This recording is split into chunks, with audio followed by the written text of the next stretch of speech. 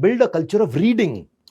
क्या होता है रीडिंग? हाँ, आपको पता है गाड़ी अगर गराज में पड़ी रहे तो पक्का खराब हो जाएगी, कभी नहीं चल सकती। मशीन अगर अनयूज्ड पड़ी रहे पक्का खराब हो, जंग लग जाएगा, नहीं चल सकती। उसी तरह ब्रेन को अगर इन्वॉल्व नहीं किया जाए, कंटिन्यूस लर्निंग ना हो, तो वो भी खराब हो जाता है, रिजल्ट नहीं देता है। रीडिंग से ना सेल्फ फुलफिलमेंट, क्रिएटिविटी, इनोवेशन और ब्रेन की वर्किंग, लाइफ लंबी हो जाती है बच्चे की। वो डाइवर्स और मीनिंगफुल तरीके से नई नॉलेज को एक्वायर करता है। लेकिन बच्चा पढ़ना नहीं चाहता।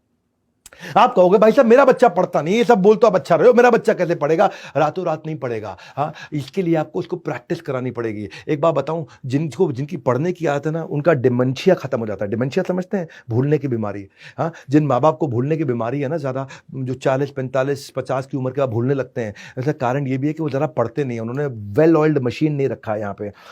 आपका स्पीड ऑफ लर्निंग प्रोसेस बढ़ता है। क्यों? क्योंकि न्यूरॉन होते हैं ना ब्रेन के, वो खुलते हैं, न्यूरल पाथवे खुलते हैं। जब ब्रेन के अंदर करोड़ों अरबों न्यूरल पाथवे खुलते हैं तो इंपल्स अंदर ट्रैवल करता है, उसके अंदर आपकी फास्टर लर्निंग होती है। क्योंकि ब्रेन के अंदर की फैकल्टीज खुलती हैं तो कंटेंट अंदर एब्जॉर्ब होता है। हाँ, आप जो आदमी ज्यादा पढ़ता है ना, he can actually think big and out of the box. वो बड़ा सोच सकता है, बाहर सोच सकता है, नया सोच सकता है। क्योंकि आज का रीडर कल का लीडर है।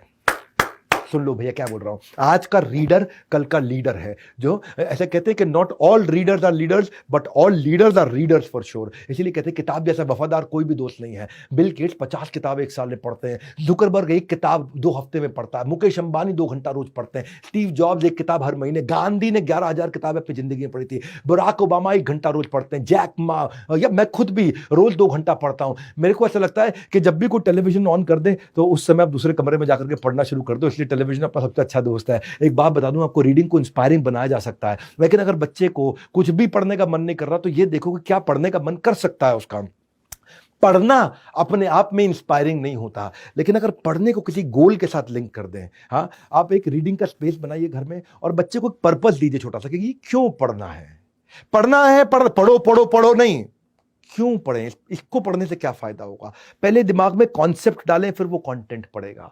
हाँ, उसको बताएं कि ये टास्क सीखेंगे हम पढ़ने से, आप भी पढ़ो मैं भी पढ़ूंगा, ये टास्क सीखेंगे। हाँ, उसको सीखने पे फोकस करिए रीडिंग से पहले, लर्निंग बिफोर रीडिंग। लर्निंग को गोल बनाइए, क्या सीखेंगे, क्या नई चीज सीखने वाला है मेरे बेटे आज तो बता।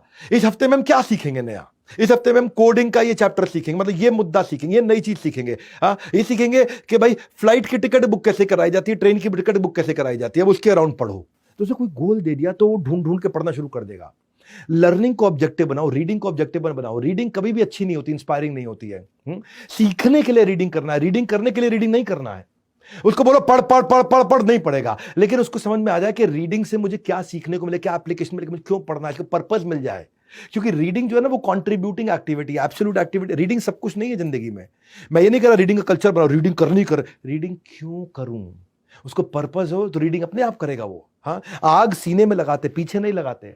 सीने में आग लगाओगे, पीछे आग लगाओगे जल जाएगा, सीने में आग लगाओगे इतिहास रच देगा। उसके सीने में आग लगाओ, ये पढ़ना क्यों है। उसको इंस्पायर्ड रीडिंग, प्रेस्क्राइब्ड रीडिंग नहीं, प्रेशराइज्ड रीडिंग नहीं, inspired reading. Reading self driven हो जाए उसके लिए।